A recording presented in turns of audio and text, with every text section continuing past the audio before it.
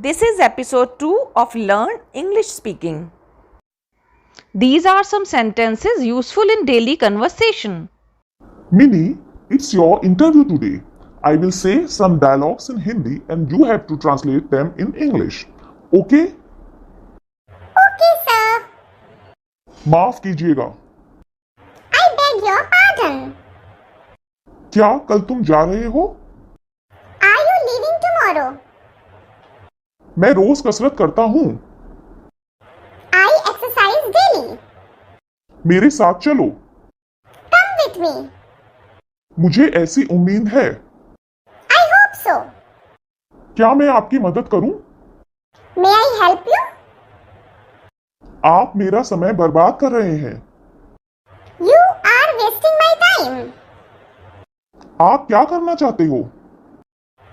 What do you want to do? आप क्या चाहते हो? What do you want? क्या आप मजाक कर रहे हो? Are you kidding? नहीं, मुझे नहीं चाहिए. No, I don't want it. Excellent, Minnie. Keep it up.